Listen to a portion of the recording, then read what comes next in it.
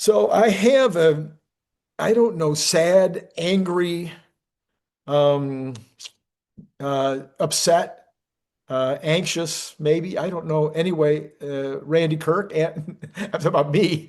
Then there's Nicholas Gibbs. We will talk about Tesla. We will talk about the economy. We will talk about the stock market. But before we do there, I don't think there's any way that I could get Nicholas to shut up about what happened to Charlie Kirk. Um, Charlie was, of course, a special person to me because he shared my last name. But other than that, no, he was amazing. Guy's amazing. I watched 100 hours, I don't know, 1,000 hours of Charlie Kirk making presentations and whatnot. He was obviously brilliant and incredibly as probably as much responsible for the Trump win as was Elon. So because he had been building for years that base of young people, and then Elon helped to get them out and get them registered. Anyway, let me. I've already talked about this a couple of hours ago with Brian, so let me turn you loose. I'd love to hear what your thoughts are. Yeah, I mean, it's a sad, morbid day. It just is. There's no silver lining to this. There just isn't. It's You have a husband, a father, a patriot, an American who was silenced today for being honest about his opinions that he always shared with accuracy, politeness, respectfulness, and always gave everyone else the opportunity to speak, even when he disagreed. I mean, one of my favorite things that he would say over and over when people would ask, like, why are you here? What are you doing here? And he would say, because when two parties who disagree with each other stop talking, that's when violence starts. Whether it's a marriage, whether it's war, whether it's political parties. And the ultimate irony, the thing that he was trying to prevent is what finally silences him. But it won't silence him because I do think that this is going to have ripple effects that people today don't quite understand. Um, you know, he's he was a movement. Like you mentioned Elon, but without a doubt, Charlie Kirk. There's a good chance that a lot of what Charlie Kirk did, and because he had so much out there, that he is partly part of the reason why Elon started to see things differently. It's content like his that kind of starts to shed light into what's actually happening. And I think he opened up the consciousness for a lot of people where you've seen people shift. I mean, again, forget about your politics, but you know, shift from voting a traditional way to saying, hey, this just doesn't seem right. This just doesn't look right. And he awakened a lot of the consciousness out there. And I think it's going to have ripple effects. Charlie Kirk was, he always said that he didn't want to get into politics or run for politics, but he was presidential in many ways. He could have ran for president if he wanted to when he turned of age. Um, he was like, I mean, he probably would have eventually. He was just that strong of a voice. He's very hard. He was very eloquent, very hard to debate. His points of view, his arguments were clear, concise, cogent. And this is just travesty. But I think you might have silenced him today, but I think you have created a ripple effect where people are going to be loud, are going to be honest, are going to speak up where they wouldn't have before. And it's not just Charlie Kirk, but this is, the girl from North Carolina who gets stabbed on the bus or on the train. The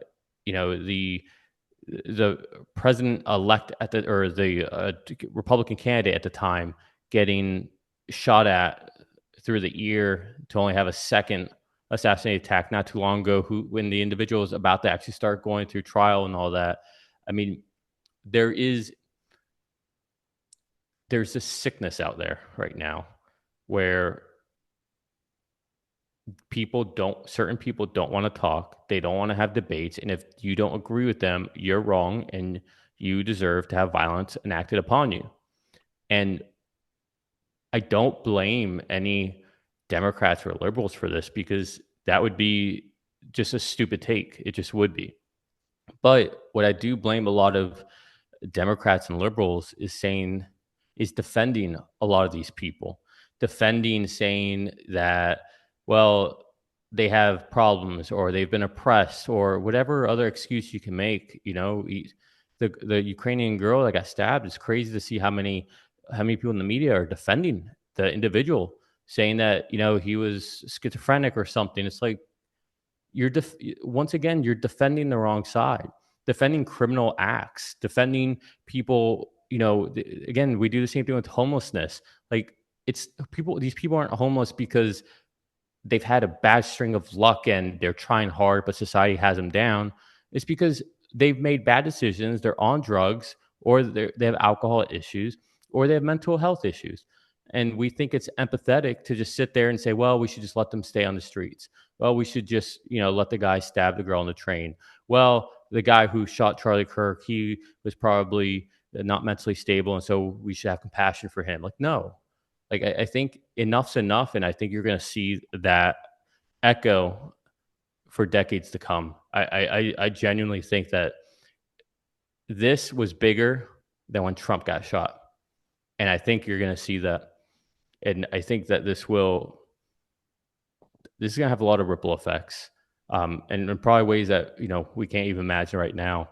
And I just I feel so bad for his family. His 2 little kids, his wife. It's It just, was interesting to me that the left wing did come out en masse for the first time, really, in one of these recent horrific acts. For the first time, they came out and they were like, "Pray for him, pray for his family." They were like, "No, this can't go on. We can't have this kind of political violence." And so, to your point, there was something different, and it may have been that Charlie Kirk was a gentle man, that he was he was not, it was harder to hate Charlie Kirk than it is to hate Donald Trump, because Donald Trump is brash and gets in your face, and so it's a little easier to say, oh, but with Charlie, he was a very gentle, kind, considerate individual. So I did see a massive difference in the way that the other side has, I mean, it's huge. I mean, it's just obvious difference.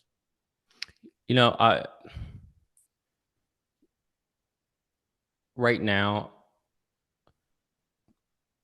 I would say they did the right thing, Yeah. but I don't know if they did the right thing based on how they actually feel genuinely at this point. And only time will tell. This is not me to say that they didn't genuinely mean what they said, but words, anyone can say words. And right now, my first instinct is to not trust them just yet when I see them actually saying things that appear to be empathetic. One is because so many of the posts sound exactly the same. But Yeah. two, because these are the same people who sit there and say that it's okay to have mostly peaceful protests. Yeah. The same ones that are defending the individual who just murdered this Ukrainian guy.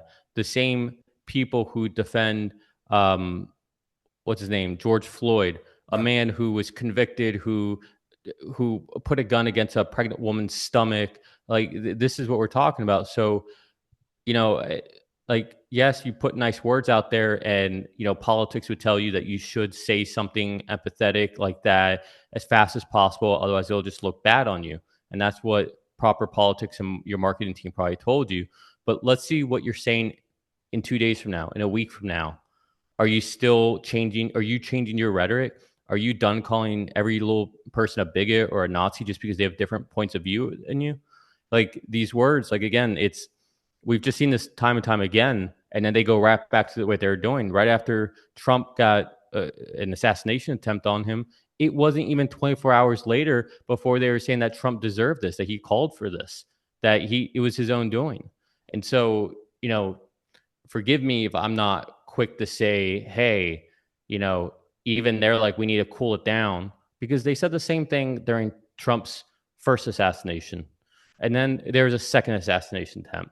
And then we've seen even more violent crime. And then we see them trying to stop Trump from ending the violence in DC. And then we see, again, whether it's CNN or MSNBC or whatever, when Trump says, I'm not for Ukraine, I'm not for Russia, I just want lives to stop being lost, they think that's a horrible thing, that he should be supporting Ukraine. When it just goes on and on. So until I actually see words in action, I'm skeptical. And I think that we need to hold these people accountable and continue. And, honestly, I think a lot of the Tesla community does, especially when it comes to Elon, right? We hold them accountable. But, there's a certain point where I think we have to have a louder voice and hold everybody accountable. Even Rohan Patel, he's sitting there just, again, he's rationalizing, trying to say, oh, it's both sides. It's like, stop it. Just stop it. Like, stop trying to defend your side. This is not time for that. Yeah. So I don't know. So you're right. Potentially, it has struck a nerve to where even the other side is coming out and genuinely being apathetic, which I'm sure many of them are. But it's just, when you've seen this play once before, it's hard to even trust it this time. If anything, it seems like, oh, they were on top of their game because they know what happens the longer they wait before they say something, and because the right has called them out before, like, oh, no one's even said anything. They haven't said anything. Well, just the Ukrainian lady again. Nothing, no coverage. Not only did they not cover it, Wikipedia tried to uncover it. They tried to take away the coverage that they'd already given it. Yeah. So I'm not trying to be pessimistic here or anything. Yep. Again, it's not Democrats. Like, it's stupid to put labels like that. And even Charlie wouldn't want such a lazy argument. But there is a subset, and there is a sickness within a lot of the people who identify as liberals or Democrats. And look, you have issues too on the Republican side, but we're talking about a stage 5 cancer versus a flu. Yeah. That's the difference. Yes, on the Republican side, there's a lot of people who are sick and they essentially have the flu. There's a bigger issue around the Democratic Party. And to sit there and try to equate them and constantly say, oh, well, both sides have their problem. No, stop. Both sides aren't shooting at potential presidents. Both sides aren't shooting at open, honest discourse. It's just not happening. Both sides aren't shouting it down. Correct. And both sides aren't sitting there trying to allow violence to propagate. Right. It's just not happening on both sides. So spare me if I'm sick and tired of hearing all both sides have their problems. Right. Yeah. Yeah. All right. Okay. And as I said in the last hour with Brian Wang, I wanted to continue to have the show today and continue to talk about business, because I think that's what Charlie Kirk would want. I can only guess at that as a fellow Christian, that he would want to have life go on and to not have everybody shut down business because of his passing, but to celebrate him as an American who loved capitalism and loved the system that we live under, that we would just continue on, and to, give him some justice in terms of our conversation, but then to go on and talk about what's going on as we normally would. Yeah, well said, Randy. And I would say, for anyone who is listening, I'm assuming you all know who Charlie Kirk is. I think the best way we can honor his memory is to not be silent, and to be as bold as he was, to pursue the intellectual curiosity of debate and understanding other people's points of view, but holding steadfast in your morality and understanding where your morality comes from. And I think the way you can honor him and his life and everything he did for this country is to not be silent. I know too many people who just stay quiet because they don't want to ruffle anyone's feathers or anything. But I think the Overton window is turning, and we need to be brave the way he was. And when we disagree, we should not just sit there and be silent. We should speak up as politely, with a smile, calm and rational, the way he always was, and to voice your opinion, because it can go, you can not have a chance and it can all go away quickly. So I think that's the best way to honor him. And that's what I'm going to try to do more in my life, and obviously in a very respectful way. But I'll leave it at that.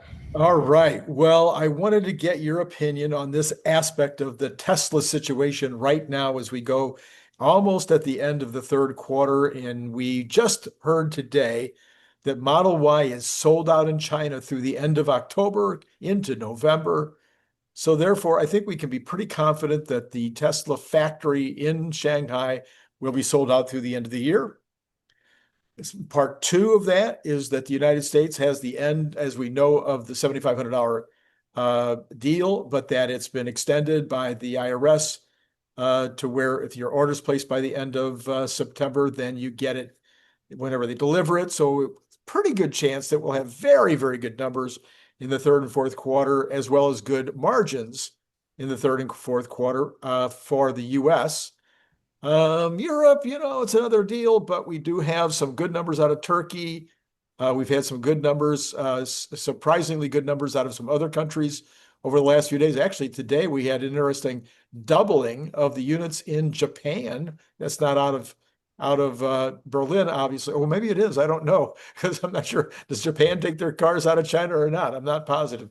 But in any case, Japan doubling. So that was kind of interesting news. Okay.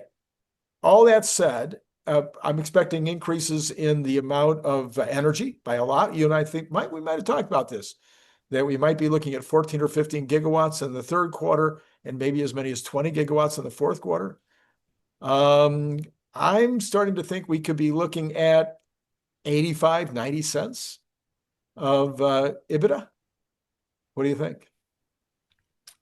Yeah, so I don't, I, I'm probably a horrible investor at this point, but I don't, at this point with Tesla, really look at the energy side of things, and I don't really try to do the numbers anymore, whether it's EBITDA, whether it's deliveries.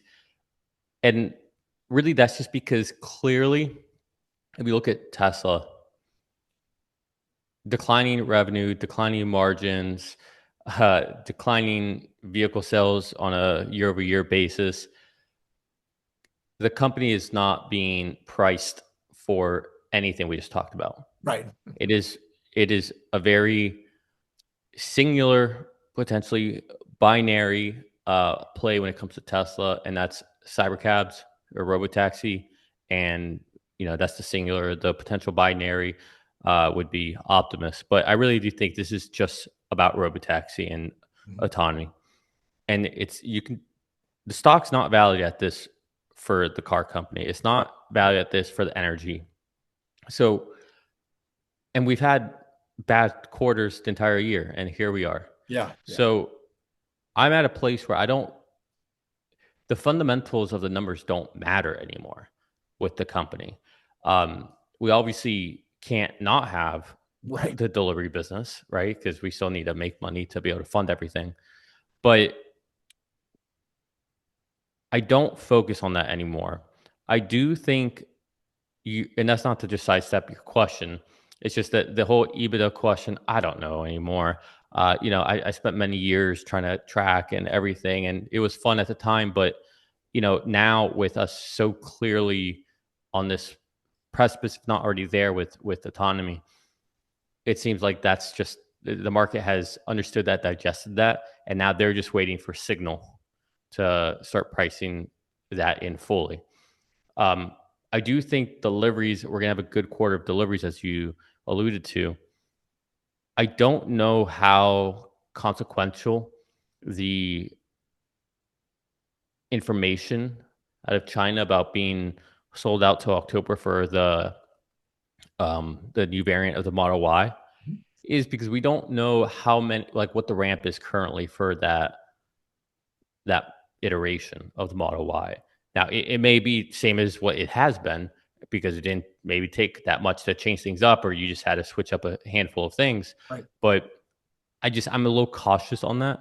But I do think we're gonna have very strong numbers, and the fact that it's already going into October for those variants, Mhm. that's a very good sign, obviously, for Q4. Because if there's anywhere I'm a little concerned about is Q4, Mhm. right? Like, is this all just pulling forward from Q4 or not? So maybe this new version of the Y helps keep numbers up in China, and then whenever I think October 1st, it makes no reason not to wait any longer. The new vehicles will, um, and honestly, it makes more sense really to do it first week September to announce any new vehicles because anything you're going to deliver is already in motion. Right, right. Yeah, well, it So didn't happen the first week of September, so I guess we'll see yeah. if it happens later. Well, speaking of KPIs that might have to do with robotaxis, last night, I don't know if you had a chance to watch Elon on the All In Summit podcast, but he's made the statement last night. He says, "Your version 14 is coming, and it will feel sentient. The car will feel sentient." But he said, by the end of the year.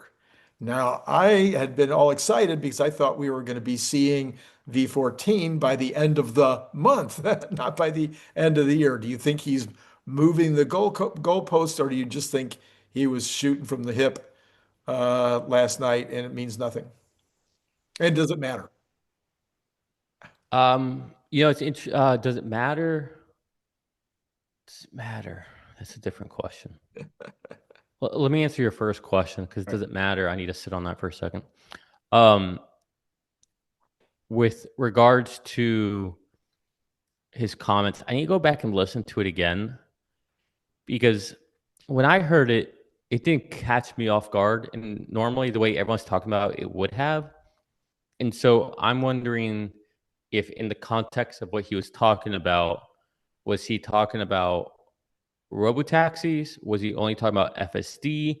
Was he I just didn't understand what the FSD, because he was referring again to it will feel sentient to you. I know, but I Oh, just I need to see the full okay. context All of right. it Okay. because the same way he'll say autopilot, he'll say FSD, say robot, context matters. So I want to see what was all being said at the time. I do think we're still going to get in September Right. version 14, but even then, just because we get version 14, it doesn't mean that there's not going to be bugs in it, Well, there will right? be. He said it'll take, Yeah, and that's another thing, you're right. He had said earlier that it'll take 2 to 3 months to get the bugs out. So if we got it at the end of September, then 2 to 3 months, by the end of the year, all the bugs will yeah. be sentient. Okay, there you go. You got to keep in mind, like we are part of the debugging, right? We're part of the quality Yes, assurance. yes. So this is, I mean, I know we haven't had an update in a while, but the way it works is they start off internally, then they slowly expand it internally, and then they give it to extremely early client adopters, the OMRs, Chuck Cooks of the world, and then they go a little wider, and then sometimes they pause to go do some changes, and then they'll continue with the rollout, and they'll go wider and they'll go wider, and then eventually they'll get a new release that everybody gets quickly, and at that point you know that they're on a good branch, good software dot release. Mhm. And that's how it happens. And to your point, like if we get it by end of September, that could easily take all of October, half of November, just to slowly roll out, make changes, roll out, make changes, and just see where things go. And also they need to get the feedback from the vehicles actually doing the robo taxi drives, right? Because we may not pick up things that they're picking up. So it's there's a lot of moving things there. So I don't think the goalpost is being moved. And again, even if it was, who cares? As long as they continue to roll out robotaxi, like I I already feel like it's sentient for what I have. I can't think of the last time I actually took over, I other than like for personal, like, I want to do this instead. I just took over, and in fact, it proves that my car is sentient. This is actually, I haven't told this story yet. This is a great one.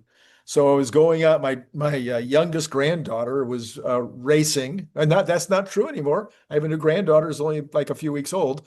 But anyway, so my who was my youngest granddaughter was doing cross country, and I went over to see her meet, and we're going down like a 3-lane road, and there's a right turn lane, and it's all backed up with the parents trying to pull into the lot. And so I'm looking at the car and I'm going, wait a minute, why aren't you pulling over yet if you're going to be able to get in this line, right? Well, in fact, for once, it didn't pull over in time to get in line. So it just kept going like right up to the front of the line. And it put a blinker on, like, okay, somebody let me in. And I'm thinking, well, maybe somebody will let it in. We're waiting for the light to change. And so people are making the right turn, going by us, going by us. Nobody's letting us in. And I'm like, okay, I mean, come on. They're not going to let us in. What are we going to do now? So I did. I disengaged, went up, made a U-turn, came back. And I thought, you know what? The instructions that my daughter sent me said that you could park in the community, that the community was okay. So I made a right turn and I went and parked in the community for free instead of going into the lot and paying $15. And it turns out that it was a shorter walk than it was from the lot. So you see, my car knew. That's funny. So that's sentience for you, boy. And do you have hardware 4 or 3? I have 3. Oh, okay, yeah. So you don't even know. You have no idea. It's not little. It's a big difference. It's Yeah. a big. I didn't know how big of it was until I was in my friend's vehicle recently, who's hardware 3. Yeah. Oh, it's trash. It's awful. Yeah. But that's like the first time I've had to intervene for, weeks and weeks and weeks. Mm. Yeah. So no, it works great as far as I'm concerned. So if I don't know, don't tell me about hardware 4. Oh, And you need to get a new vehicle. I need to get a new vehicle. All right. So then the other thing on my mind was, oh yeah, so what it kind of looks like to me, and we've talked about this a little bit, but there was more evidence of it this week. We've got the cars driving on highways. You've got to have, but Elon has decided to put a full-on driver in those, then or a supervisor in the driver's seat. Then you've got California putting in bids to go into the airports. So you've got, and then today somebody said they saw a vehicle in Arizona doing the testing. So it looks like maybe it's like priming the pump everywhere. It's like Yeah. all kinds of get that done, get all of it done. And then when it actually is ready to turn on, it might go really fast. Yeah, I think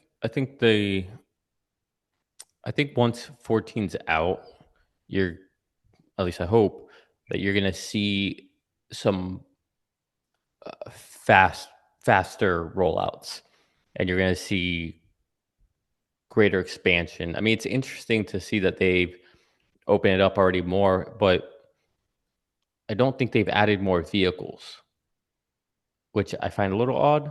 Yeah, me too.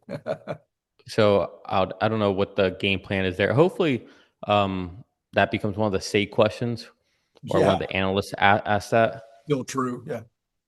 Because that'd be a good question, like just to understand, like you're opening up to more people, but you're not adding more vehicles. Like, what's the Yeah. thought process there? It's not a great client experience. Is it an issue with adding more cars? Is it a command station scalability? Like, just help us understand what the next steps are to add more vehicles or expand to more people or add more cities. And I think they should. Normally, I don't want Tesla to give a lot of information because I think it can only bite them. Yeah. But I think being very transparent on how they're going about their expansion, so people understand how they're doing it safely, the more detailed they can be about that, I think the better. So the stock acted extremely weird today.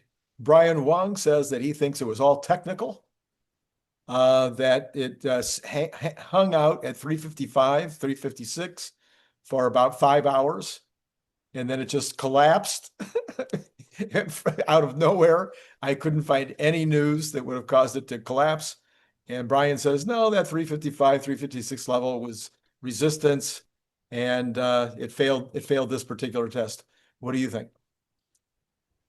I mean, it's definitely resistance. It's been hitting the same resistance. Let's see. Since, if I can get my mouse to work. Let's see.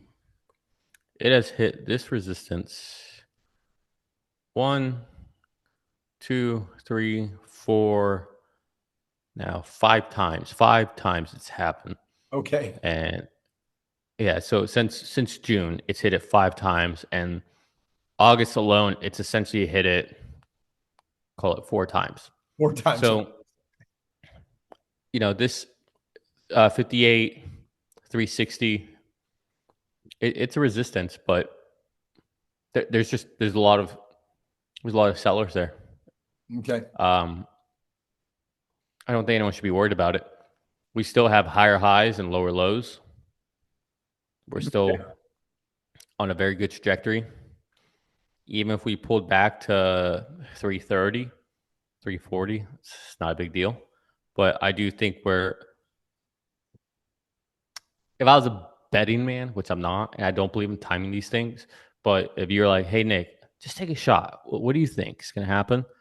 I would say tomorrow we close into 350s, if not higher. Okay. All right. Okay. So this could be the day. Tomorrow could be the day, depending on the CPI, or does it matter? Nope, it matters. Okay. So if the CPI comes in equal to or less than expectations, we go to 355. But if it comes in higher, we don't. Is that your number? If the market, I don't know about the numbers. Okay. If the market reads that the numbers are good, okay, and I don't know what that means, right? Then yes, I think we're gonna see the breakout finally. Okay. All right. So we've had just sorry, just last thing. Just think. Imagine if anyone listening, what would you do? Just think about it. You're an investor, and there's a really big data point coming out tomorrow that could really move markets. And yeah, maybe you traded today based on today's news, but as we got close to the end of the day, you're like, all right, let me take my chips back off the table, and then we'll reload tomorrow. Yeah. Or would you leave all your chips on the table, have all this overnight risk, and then you don't know what's going to happen at 8:30 a.m. tomorrow? Yeah. The news comes out, and it could be disastrous for you. Yeah. No, you're taking your chips off the table. You're not going to go home with that overnight risk. Right. So whether it's algorithms, bots, hedge funds, whatever, you look at the whole. It's not just Tesla. Look at the SPX. SPX did the exact same thing today. Look at NDX. Did the exact same thing today. So I think that's what's happening. And then after tomorrow, it's kind of clear sailing until the Fed meeting, which we know we're getting a rate cut. The only question is Nick right about 50 basis points or will it be 25? And that might be decided tomorrow as well. Yeah. Yes. So, okay. So this is going to be maybe a little longer setup, because I'm not sure how close you are aligned with what I've been thinking the last few days. So we have these labor numbers come in on Friday. Everybody's like, oh my gosh, these are terrible. And the first thought out of my mind was, we don't know if they're true. They could be, the 22,000 could be 45,000. It could be 65,000. It could be negative 20,000. We don't know, because we can't trust it at all. There's no way to trust it. What we do know is it was 4.3. And we're pretty clear on that. That stayed the same. That's not been changing. That number, they seem to be able to get that number, at least apparently they're getting it right. The 4.3 number is the very edge of the range that it's been for 2 years, 4.0 to 4.3, not below 4.0, not above 4.3 for like 2 years. All of this then we have this number come in, 911, odd number, right? 911. Anyway, we have 911 jobs, 911,000 jobs wiped out that were theoretically there, which is on top of the million they had already wiped out. So we're going, oh, these guys don't know how to do numbers. They don't know how to do analysis. What's wrong with these people? So it turns out that during that 12 months, we really were shooting about 74,000 jobs a month average. Some of those months might have been negative if we went back and really did it. In fact, I went back and really did it, and they would have, on average, they would have been negative. If you take the averages, I didn't do it. Actually, Croc did it. Anyway, so when you do that, a 22,000 even, if the 22,000 number is right, it's not that shocking given the federal job numbers, federal numbers down, nobody hiring, not hiring federal. The 22,000 would be like, no, that would make a lot of sense. So if 25 to 75,000 is a normal number that keeps us at 41, 42, 43, 4.1, 4.2, 4.3, then it seems like the market is okay, that the business cycle is okay. The earnings are fine. We have 23 all-time highs so far this year on the S&P, maybe 24 if you count today.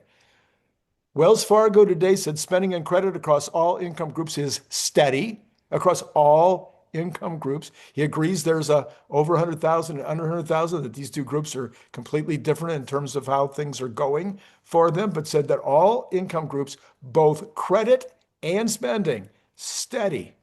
And there was about 3 or 4 other major, like BlackRock and others who came on today, all of them saying the same thing. Every one of them saying, no, right now, business looks okay. So you say? So I say the truth is probably somewhere in the middle. So first of all, we get these revisions. They happen. We expect them to happen. This one was alarming because it was the largest ever to be corrected. And you have a lot of people like Steve Leisman on CNBC who tried to explain away and blame the states, and it's hard for them to get the information from the states, and it's I don't know, it's just an excuse for doing a bad job. And when you see this type of revision, it justifies Trump firing the last labor person.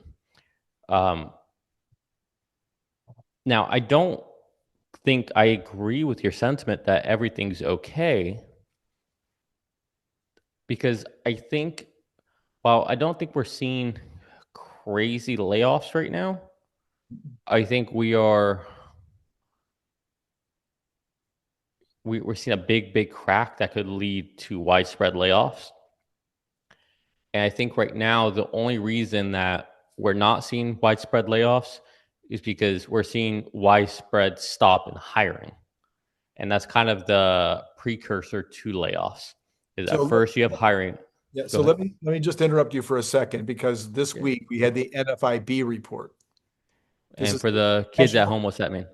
The National Federation of Independent Businesses. Okay, so these would be the small businesses, the under 500 employee businesses. And those small businesses make up 60% of the economy. Those small businesses said that the number one problem they're having right now is hiring qualified workers, and most of, like 45% of them, are trying to hire. So I think the big business guys, I agree with you. They've been warehousing these employees now for 2 years, and they're slowly but surely starting to let them go as they don't need, they really realize they don't need them anymore, and they're not hiring as many at the entry level. But it sounds like small business, they're still hiring, and the biggest problem they got is they can't find the right people. Yeah, I hear you, but the part that I disagree with is impact. I think the 40% matter more than the 60, just because the 40%. I'm gonna sound like such an ass here, but the top companies are the ones that are actually paying people bigger money, and that's what moves the economy. It just is what it is. Like, they're the ones who are paying more. I'm not saying like there's not small, like family offices that pay really well, but you get my point. Like, I'm making a general statement. Sure. And I think when you see them kind of freeze hiring, that ends up having a trickle effect that will eventually affect the rest of that 60%. And so I think you're probably right that a lot of them in the 60% probably aren't finding qualified people, but they live in a gray area between,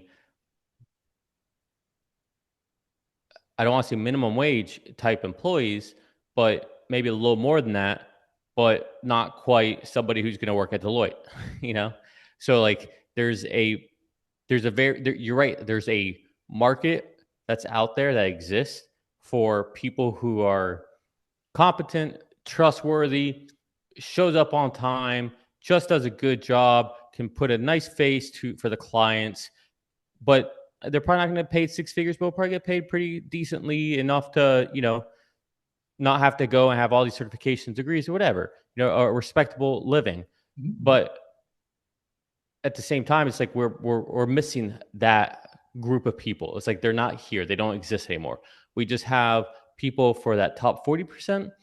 We got a little small of those people that I just described, and you got a lot of people who are just trying to phone it in, just trying to do as bare minimum as they can just to get the paycheck and show up with a bad attitude. You're lucky they show up on time, and you get what I'm saying. So I agree that we have a gap there, and that's a perfect place for immigration, in my opinion, where you can bring in people who want to show up on time, want to put on a smile, want to treat clients and customers as if it was their business, want to treat company expenses as if it was their own money, and not abuse the system. And so there is a gap there. But in general, I think the signal is coming from the 40%. Anyways, we're getting philosophical here, I guess. But so I think the precursor is we're seeing hiring freezes. And I think after hiring freezes, if things continue to slow down the way they are in the economy, that doesn't happen linearly. It happens exponentially, where we get to rapid and mass layoffs. And right now, the Fed is playing with fire. And I'm of the opinion that rates have to come down to start stimulating the economy again. We can't wait until we get to 2%. Right. In fact, 2% is such an artificial number. It was created in 2014, 2012, something around there, where all of a sudden they decided, hey, 2% is the number. That's the number. So, and it's bad for our national debt too. We're paying, and of course on that we 100% agree, because that number that the Fed controls, because they don't control what the bonds sell for. They only control what the overnight numbers are and what they loan banks at. But what they do have control over is the low end, the short term, the short term debt. And so to the extent they control the short term debt, that is the money that is out there that impacts credit cards, that impacts car purchases, all the durable goods, the manufactured goods, the small businesses that need to borrow. It also has to do with these commercial real estate loans. So as that money comes down in rate, some of those commercial loans, those commercial real estate loans, become above water again, as opposed to under. Yeah. So there's a massive numbers of things that are going to be benefiting if this happens. Now, the good news is this time the 10-year bond has already predicted that this move is going to happen, and is down over 25 basis points, almost down to 4. Some 4.03 or something today. Watch what happens. Watch what happens. I'm telling you, my 50 base point is coming. And I've been saying, Randy, on here with you for almost 2 years. Right. I've been saying we don't need a Fed. All you have to do is look at the bond market. It'll tell you what's going to happen before the Fed ever does it. That's right. The market is better than the Fed. Right. So it'll be great if we can get that, get under the 4s. And if we get under the 4s, I think we're going to be under the 6s in the mortgages, and that's going to stimulate the housing. So if we get durable goods and housing stimulated, that'll stimulate transportation, and all 3 of the categories that have been underwater will rise up. And don't forget who predicted what was happening with housing way beforehand. You did. You did. You saw it in South Florida, and then it spread. Yeah, it sure did. We'll see. Uh, but I was also, I think I also told you about 2 weeks ago. I think this coming up spring, it comes to an end. It comes to an end. The downward pressure. The issues in the housing market. I think I'm not saying that we're going to be in the most amazing housing market, but we will kind of plateau, Well, and we will. If we get the mortgages under 5, if we get the mortgages in the 5s, like 5.95 or 5.9, Yeah. that will have a dramatic effect, and Oh, huge. that'll impact now.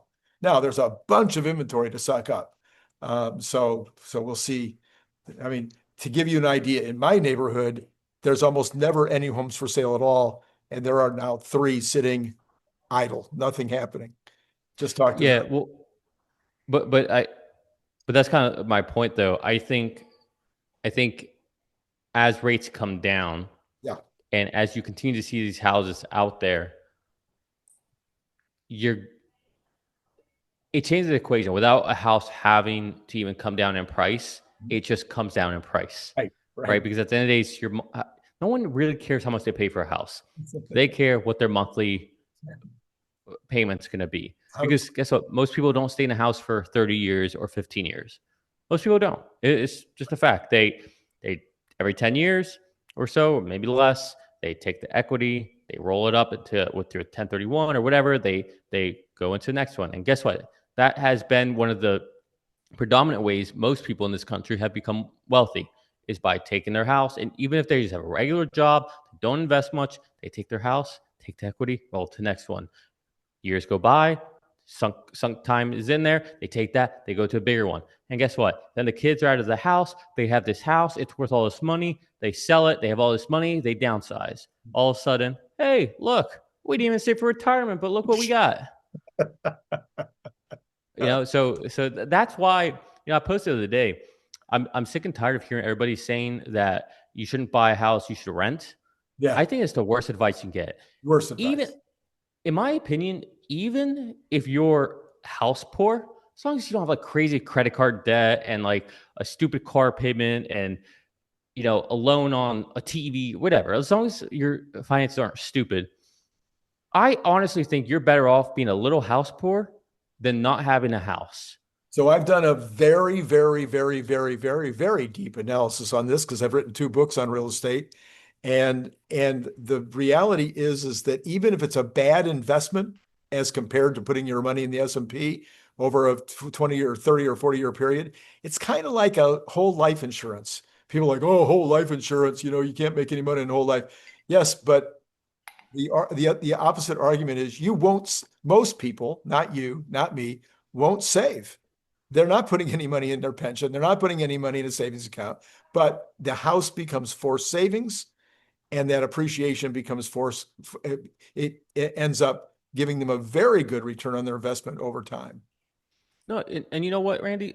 I hear these arguments all the time. Oh, you can just get an apartment, whatever. I could just rent a place. I could take that money. I can invest it. They don't. All right. One, no, you won't. You won't do it. You're telling me that for the rest of the next 10, 15 years, that money you would have put towards a house, you're going to take that every single month and diligently make sure that money is allocated to investments? I don't believe you. That's one. 2, how many people stay in the same apartment for 5, 10 years? Yeah. Very few. You're going to find another apartment. You're not going to like this one. You're going to go to another one. You're not going to like your neighbors. You're going to move to another one. You're going to want to go to a different city. 3, when people don't own real estate, they don't take pride in their city. They don't care about community. Right. They don't care about picking up the trash that they see. There is something that's bigger than yourself when you own real estate that gives you vested interest. I'm telling you, there's nothing that will make you feel more proud or more of a, not sound cheesy, but American or citizen of your city, your county, than owning real estate and feeling like you're part of the success. You benefit from the success of that city. Right. And that's so powerful. And people just are so short-sighted on this. And then the last thing I'll say is, at least if you own your house, you can control. Look, you can't control taxes. That's inevitable. But you can't control taxes either when you rent the place. You can't control insurance. Guess what? You can't control insurance when you rent the place either. You still have to pay insurance there. But your mortgage stays where it is. Right. And if anything, right now, your mortgage could go lower if you refinance. Let's say that you bought a house right now with high rates. Well, let's say rates, you don't even refinance for another 4 years. But guess what? In 4 years, after you've paid some down, rates come down, now you refinance to another 30-year and re-lengthen that out. You're paying less money Right. for that house. Like you're paying it back with less valuable money. Like 100%. buy a house. It's All of those things are true. 100%. All right. So sorry, I get passionate here. tomorrow Tesla is going to go to 455, 355, and then it's going to go to 360, and then it's going to be off to 400. Oh, no. I want to be very clear. Yeah. If the market likes CPI tomorrow, we could close in the 350s. Right. I don't think we'll close in the 340s, but that's not to say we can't close in the 360s or higher tomorrow. Okay. Tomorrow, I think, again, I don't know. I always say don't time things. Like timing's a fool's errand, but put my back against the wall, I would say tomorrow's going to be an important day. Okay. All right. With that said, so that people can bookmark it and find it quickly when they go back and look, we will call it a day. Thank you, Nick, for coming on yet again and making everybody feel cheery about what's going to happen tomorrow. To all of you out there, it's been great talking to you.